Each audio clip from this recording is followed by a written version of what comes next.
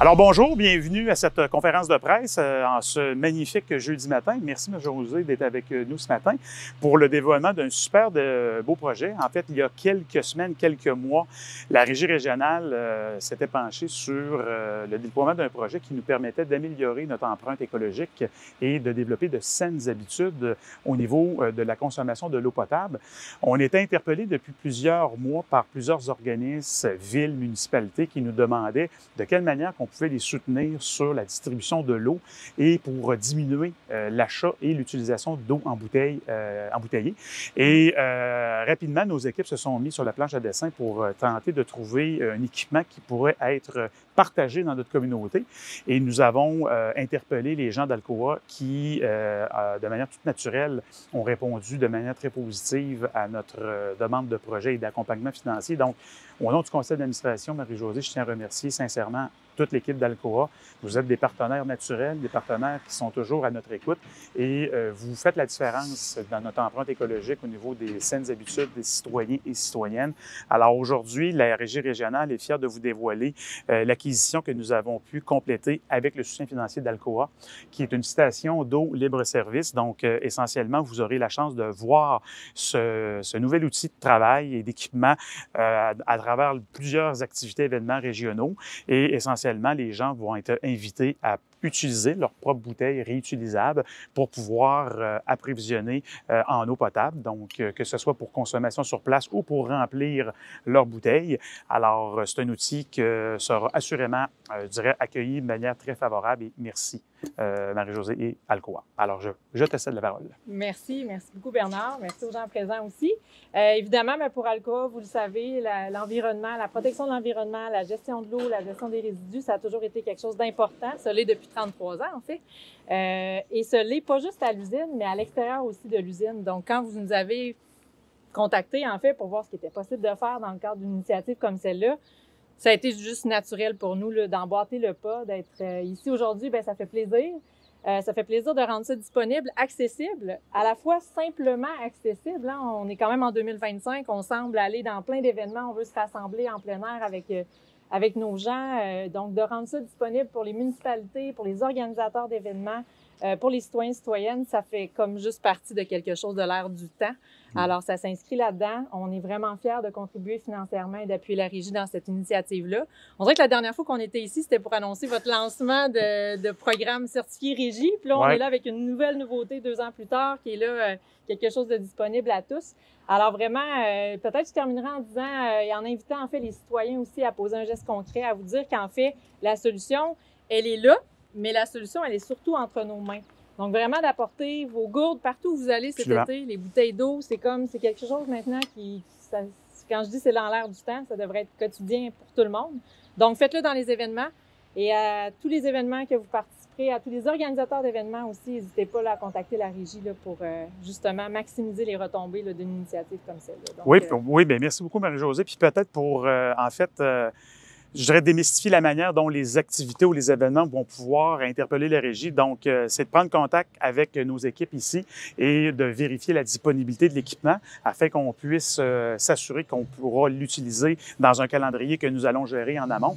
Et on espère évidemment être sollicité énormément au cours des prochains jours, prochaines semaines, pour évidemment favoriser les saines pratiques. Alors, je pense que les gens des médias, vous aimeriez avoir une démonstration du fonctionnement de l'équipement. Donc, écoutez, c'est très simple. On a donc démonstration simple, l'abreuvoir pour celles et ceux qui souhaitent évidemment s'abreuver et pour le remplissage de la gourde, rien de plus facile. Donc, vous placez votre contenant et vous pressez sur le bouton et vous voyez que la bouteille se remplit d'elle-même. Donc, on parle d'une capacité au niveau du réservoir à l'intérieur de 850 litres d'eau. Donc, et vous aurez compris que l'équipement est facilement déplaçable avec un camion remorque. Donc, ça nous permet, aux organisations et autres, lorsque l'eau est épuisée, de pouvoir procéder au remplissage et de poursuivre, en fait, les saines pratiques au niveau des citoyens et citoyennes. Donc, bon été et savourez pleinement les événements. Bien, écoutez, une gourde comme ça, c'est combien de... 1 litre, donc 850 gourdes. Ben, c'est 225 gallons, fait quoi, c'est ça. Oui, 851 litres. Okay.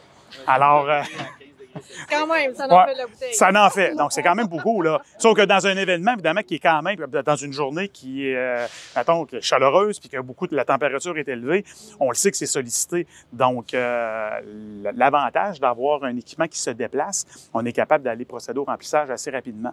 Alors, Les gens qui veulent louer, c'est gratuit. pour le moment, en fait, oui, nos partenaires publics pourront, et les différentes organisations, on veut s'assurer, évidemment, que l'équipement soit bien, je dirais, bien entretenu puis soit bien utilisé. Donc, c'est certain qu'au niveau de la régie régionale, on va s'assurer de faire procéder à certaines vérifications avant de déployer l'équipement parce que c'est un outil qu'on souhaite qu'il demeure périn et en bonne qualité pour permettre aux différentes organisations de pouvoir en profiter. On veut éviter un bris parce que ça va altérer son utilisation, mais oui, je dirais l'objectif, c'est de le rendre disponible gratuitement auprès des différents partenaires. Donc, la station mobile d'eau potable a été construite sur mesure par une entreprise de la région de Belleuil. Donc, c'était pas une entreprise là, que j'ai contactée. Donc, la base, c'est une remorque standard 6 par 10. Et ensuite, toute la structure, elle est faite sur mesure selon nos spécifications. Donc, le nombre de fontaines. La fontaine, le rempli-gourde, moi, on tenait à avoir les deux options, remplir une gourde et boire à la fontaine. Des fois, quelqu'un a oublié sa gourde d'eau, ben, il peut quand même s'abreuvoir. Puis, je vais vous montrer l'intérieur après. Donc, tout le système de réfrigération, il y a tout un système de filtration. On peut connecter la station mobile directement sur le système municipal, donc avec des boyaux, tout simplement. Ou on peut l'utiliser sur réservoir. Donc, on a les deux options. Comme Bernard le mentionne, là, ça se déplace vraiment facilement avec l'aide d'un véhicule standard routier. Présentement, c'est la régie qui fait le transport. Donc, c'est moi ou en tout cas un autre employé de la régie qui va transporter la remorque sur le site de l'événement. On fait l'installation, on fait les branchements. Une fois que tout fonctionne, on remet la clé de la station à un responsable. Et pendant la durée de l'événement, c'est l'organisation qui est responsable de la station. Lorsque l'événement est terminé, ben c'est la régie qui va venir récupérer, débrancher le système et récupérer la station. On veut éviter là, justement les bris sur la route, la mauvaise utilisation de la station. Donc, comme ça, on s'assure que la station va nous durer longtemps puis que l'investissement d'Alcoa va perdurer là, dans le temps. On va pouvoir avoir accès à l'intérieur. Donc, comme je vous disais, la station, on peut l'utiliser sous les deux fonctions, donc que ce soit avec le réservoir 225 gallons ou on peut brancher directement sur l'eau municipale.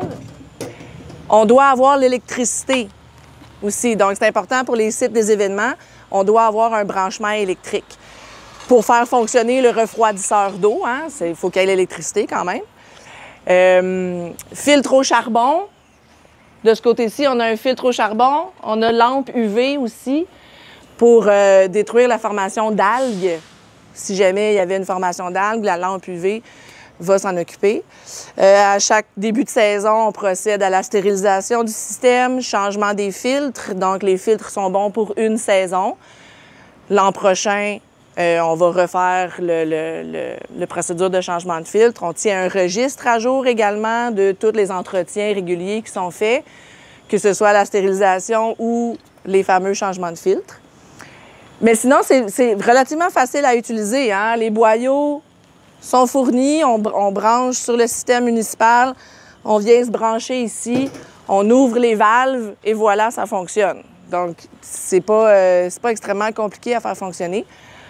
Lorsqu'on est sur le réservoir, comme présentement, c'est sûr qu'il y a également un moteur parce que, bon, il faut pomper, il faut actionner la pompe pour que l'eau se rende jusqu'aux buses.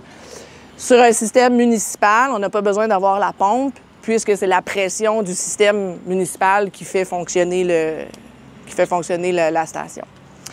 Fait que, comme je vous ai dit, ça a été fabriqué sur mesure pour nous. On avait des spécificités qu'on voulait absolument avoir. Trappe d'aération, on a une lumière à l'intérieur pour les événements même de soirée pour qu'on puisse là, vérifier si jamais il y a un bris. Puis sinon, bien, les organisateurs de l'événement ont toujours un contact à la régie. Si pendant l'événement, il y a un problème quelconque, ils peuvent nous appeler. On dépanne au téléphone. Si j'ai besoin, on va se déplacer sur le site là, pour aller réparer ou pour aller rebrancher le système là, si jamais il y a un problème. Les organisateurs d'événements doivent signer un contrat de location tout de même s'il n'y a pas de frais. On n'a pas d'argent d'échange monétaire, mais ne serait-ce que pour protéger l'équipement. L'organisation se porte responsable de l'équipement le temps qu'elle est installée sur le site. Lorsque la régie quitte avec l'équipement, bien là, c'est nous autres qui en êtes responsables. Bien, en toute honnêteté, c'est même pas officiellement annoncé encore. J'ai déjà une dizaine d'événements seulement par le bouche à oreille qui m'ont déjà... Donc, j'ai une dizaine d'événements présentement qui est déjà réservé pour cet été. C'est beaucoup des événements d'une fin de semaine, hein, en général. Mais il y a beaucoup d'espaces disponibles, il y a beaucoup de plages horaires disponibles. Sur le site web de la régie, on a un formulaire en ligne que les organisations peuvent remplir pour manifester leur intérêt d'avoir la station. Puis ensuite, on communique avec eux pour vérifier la disponibilité des dates, pour parler là, des modalités, dans le fond, de la station. Mais le premier pas, là, c'est vraiment remplir le formulaire en ligne. Ensuite, la régie va contacter les organisateurs d'événements. C'est plus facile de se connecter sur le système municipal, puis ça fonctionne. Fait que le réservoir, c'est vraiment pour des événements qui seraient plus éloignés ou dans un parc où il n'y a vraiment pas d'accès à l'eau. Là, ça serait c'est plus logique de l'utiliser sur réservoir.